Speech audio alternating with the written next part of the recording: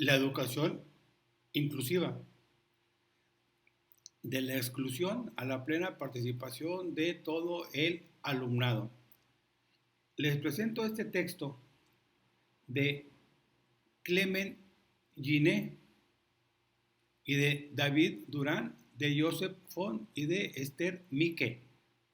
Son autores franceses. El documento inicial es este en portada rosa y en español es este en portada azul.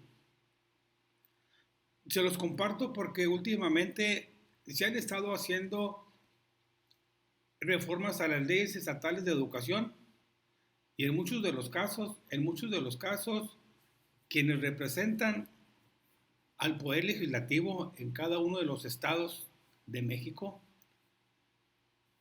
algunos, muchos, la mayoría, o a lo mejor en algunos casos todos, no tienen el perfil para desempeñar la función para la cual fueron elegidos.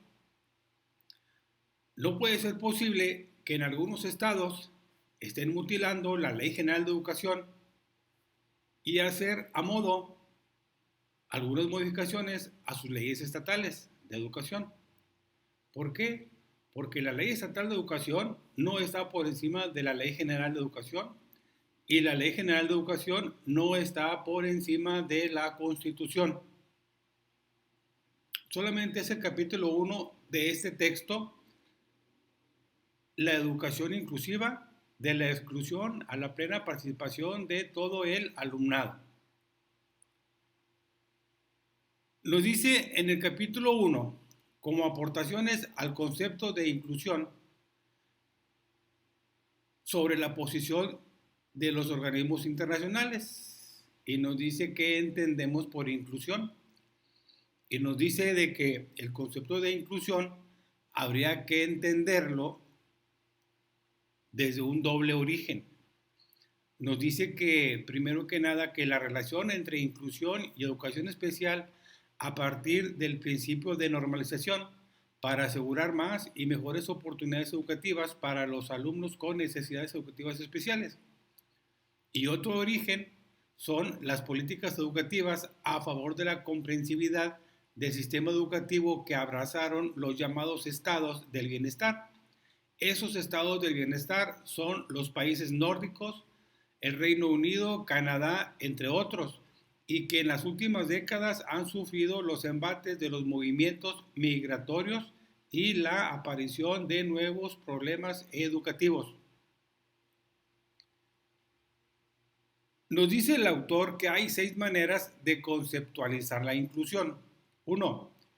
La inclusión relativa a la discapacidad y a las necesidades educativas especiales.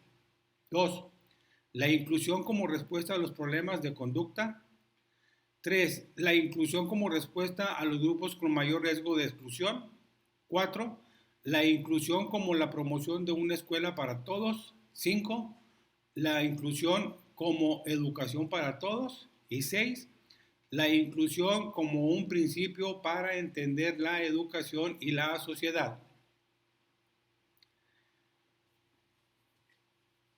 En el número 1, relativa a la discapacidad y a las necesidades educativas especiales, nos dice que las políticas de los 80s y 90s, a menudo la palabra integración e inclusión fueron utilizadas como sinónimos y el énfasis se sigue poniendo en el sujeto y el proceso de categorización, que es visto desde el punto de vista médico, viendo los posibles déficits, aparte del alumnado que tiene necesidades educativas especiales, es discutible y peligroso.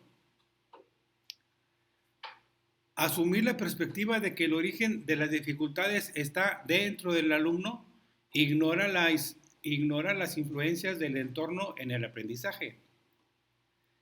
La escolarización de alumnos con necesidades educativas especiales ha tomado la forma de aulas especiales en el contexto o en el centro ordinario que requerían mayores y más especializados recursos. Esto en las décadas de los 80 y los 90.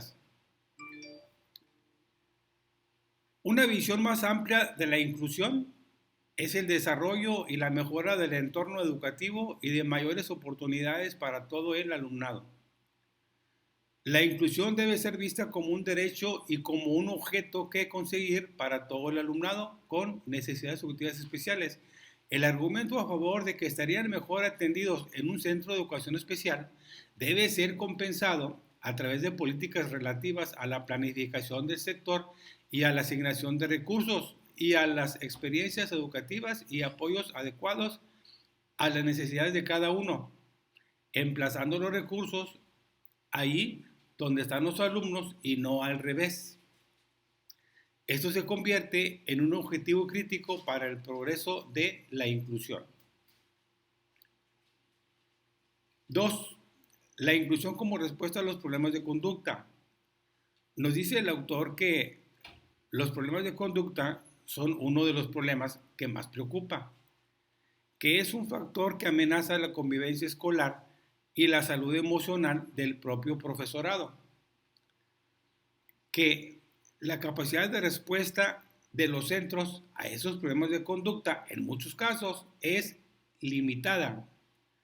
La escuela inclusiva no puede ni debe focalizar la atención en las necesidades de un único colectivo. La visión de escuela inclusiva implica atender al alumnado de la comunidad en la que está inserta la escuela. Los problemas de conducta han de ser comprendidos desde una visión interactiva del desarrollo y nos dice que los problemas de conducta forman parte del conjunto de situaciones educativas que debe enfrentar la escuela inclusiva desde una visión global, tanto del centro como contexto de desarrollo, como una de las características de un alumno determinado y a partir de los apoyos necesarios. Los problemas de conducta forman parte del conjunto de situaciones educativas de algunos alumnos. 3. La inclusión como respuesta a los grupos con mayor riesgo de exclusión.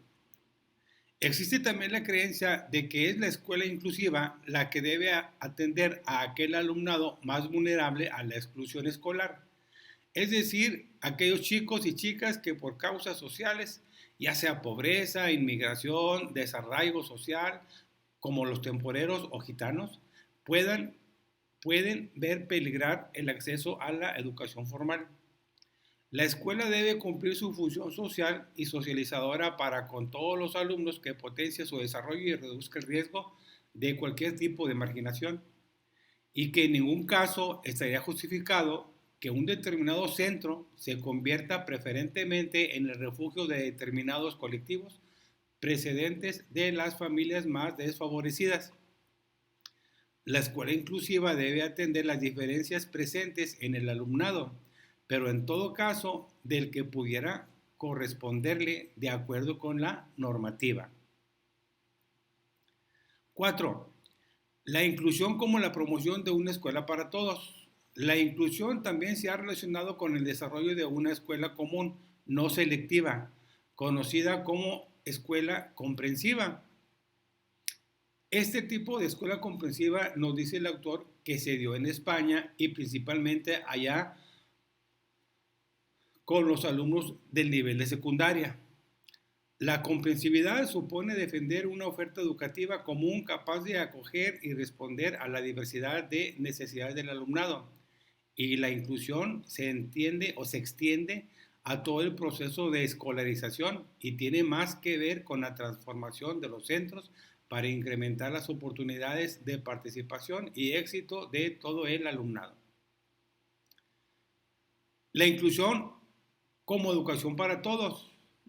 Miren, este punto es muy importante, porque aquí algo pasó entre Jomtien en 1990 y en Dakar en el año 2000.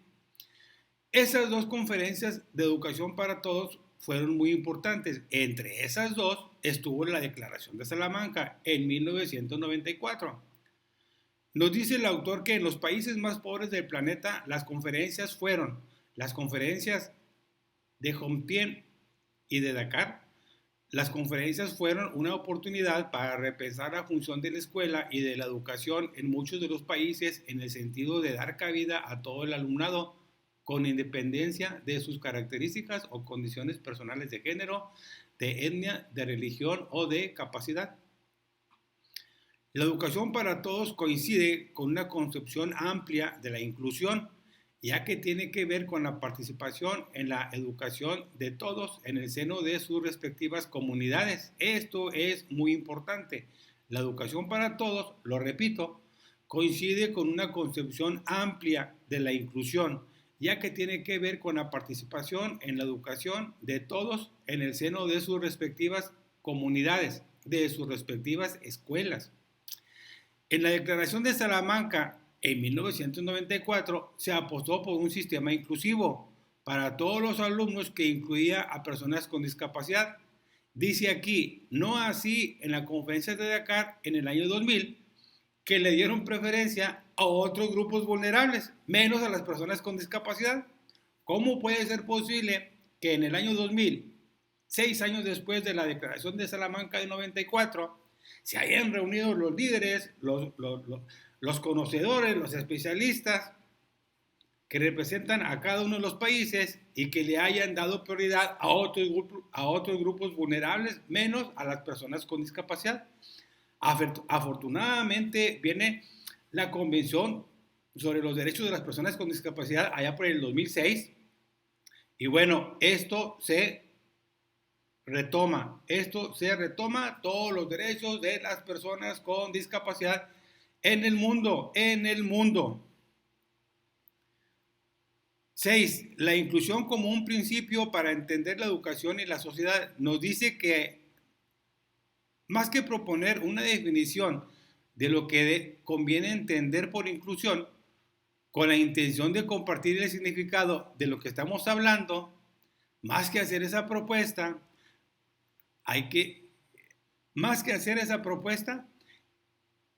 que prescribir una única manera de entender la inclusión. Lo repito, hay que proponer una definición de lo que conviene entender por inclusión con la intención de compartir el significado de lo que estamos hablando, más que compartir o más que prescribir una única manera de entender la inclusión. Es preferible estar atentos a los nuevos desarrollos de los centros y a los aportes de la investigación, porque nos dice el autor, pues que esto del concepto de inclusión pues puede ir cambiando y muchos países o muchos grupos o muchas organizaciones lo ven pues desde un punto de vista en particular. Sin una idea clara de lo que se entiende por inclusión, será difícil apoyarla o conocer hasta qué punto una determinada iniciativa la favorece o no. Este punto, lo repito, sin una idea clara de lo que se entiende por inclusión, será difícil apoyarla o conocer hasta qué punto una determinada iniciativa la favorece o no. Eso está pasando en México, en muchos estados, en los congresos locales, en el análisis, en las discusiones y en las propuestas o modificaciones a las leyes estatales de educación. El énfasis debe ponerse más en cómo puede promoverse en los centros la inclusión que en cómo la podemos entender. Ese es un texto o una frase de Einstein en el 2006. El énfasis debe de ponerse más en cómo puede promoverse en los centros la inclusión, más que en cómo la podemos entender. En un creciente consenso internacional, la inclusión tiene que ver con los valores que deben presidir las acciones que pudiesen llevarse a cabo. Eso lo dice Tony Wood en el 2006. Y esas acciones que pudiesen llevarse a cabo son el reconocimiento de derechos, de respeto por las diferencias, la valoración de cada uno de los alumnos, la participación, la equidad, metas valoradas. La inclusión es una cuestión de valores y debe concentrar sus implicaciones en la práctica. Lo repito, la inclusión es una cuestión de valores y deben concentrarse sus implicaciones en la práctica. incrementar la participación del alumnado en el currículo, en la cultura y en la comunidad, y evitar cualquier forma de exclusión en los centros educativos. Hay que incrementar la participación del alumnado en el currículo, en la cultura y en la comunidad para evitar cualquier forma de exclusión en los centros educativos. Hay que transformar las culturas, la normativa y la práctica de los centros de manera que respondan a la diversidad de las necesidades del alumnado de su localidad.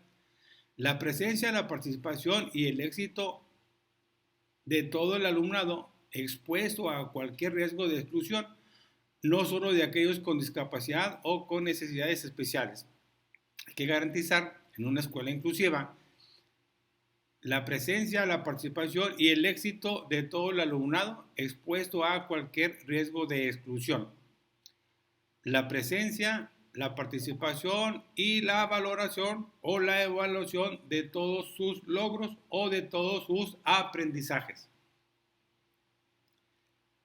En síntesis, concluye el autor que la inclusión tiene que ver con todos los niños y jóvenes, se centra en la presencia, la participación y el éxito en términos de resultados valorados. Implica combatir cualquier forma de exclusión y se considera un proceso que nunca se da por acabado. Repito, la inclusión se considera un proceso que nunca se da por acabado.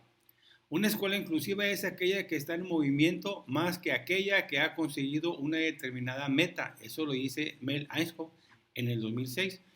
Y hasta aquí, hasta esa parte del capítulo 1, se ha presentado una propuesta de definición a pesar de las dificultades y limitaciones que encierra. Las barreras al aprendizaje y a la participación, así como los apoyos y recursos necesarios, solo pueden ser identificados y priorizados en el contexto de un centro en particular. Por eso cada centro escolar tendrá que hacer su diagnóstico para poder identificar cuáles son esas barreras al aprendizaje y a la participación, o barreras para el aprendizaje y para la participación, porque solo así se podrán identificar los apoyos y los recursos necesarios para cada contexto escolar. Miren, al terminar el capítulo 1 nos dice el autor que la Agencia Europea para el Desarrollo de la Educación Especial realizó un estudio en el 2003 en 15 países. La Agencia Europea para el Desarrollo de la Educación Especial realizó un estudio en el 2003 en 15 países y se encontró con 4 condiciones para el desarrollo de prácticas inclusivas en el aula.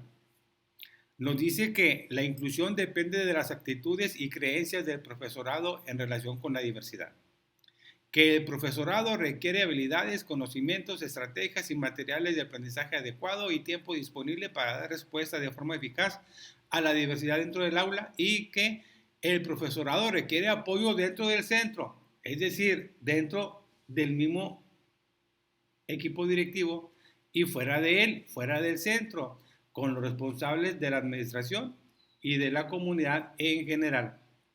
Y el punto más importante es que los gobiernos deben comprometerse claramente con la inclusión y deben promover las condiciones adecuadas que permitan el uso flexible de los recursos. Este punto es muy importante de acuerdo a la Agencia Europea para el Desarrollo de la Educación Especial en el estudio realizado en 15 países en el 2003. Los gobiernos deben comprometerse claramente con la inclusión y deben promover las condiciones adecuadas que permitan el uso flexible de los recursos. Si los gobiernos no se comprometen claramente con la inclusión, esto va a ser o está siendo o ha sido un fracaso. Y al final nos dice que, de acuerdo a un análisis de las prácticas en el aula, hay 5 factores efectivos para una educación inclusiva. Hay 5 factores efectivos para una educación inclusiva. 1. La colaboración entre el profesorado es muy importante. 2. La cooperación entre los estudiantes en el aprendizaje es muy importante. 3. Hay que tener una resolución compartida de problemas, sobre todo en relación con los trastornos de conducta o problemas de conducta. Hay que realizar agrupamientos heterogéneos junto con un planteamiento flexible de la instrucción que contemple rutas de aprendizaje distintas y hay que realizar metodologías flexibles de enseñanza basadas en la valoración psicopedagógica, expectativas altas, seguimiento personal y evaluación. Lo repito, después de un análisis de las prácticas en el aula, encontraron 5 factores efectivos para una educación inclusiva. La colaboración entre el profesorado, 1. 2. La cooperación entre los estudiantes en el aprendizaje. 3. La resolución compartida de problemas, sobre todo en relación con los trastornos de conducta. 4. La realización de agrupamientos heterogéneos junto con un planteamiento flexible de la instrucción que contemple rutas de aprendizaje distintas. Y 5. Hay que utilizar metodologías flexibles de enseñanza basadas en la valoración psicopedagógica, en las expectativas altas, en el seguimiento personal y en la evaluación.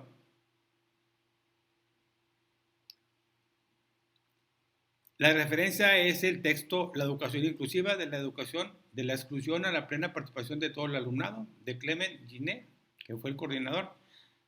Otros autores que colaboraron son David Durán, Joseph Font y Esther Mikkel. Este texto fue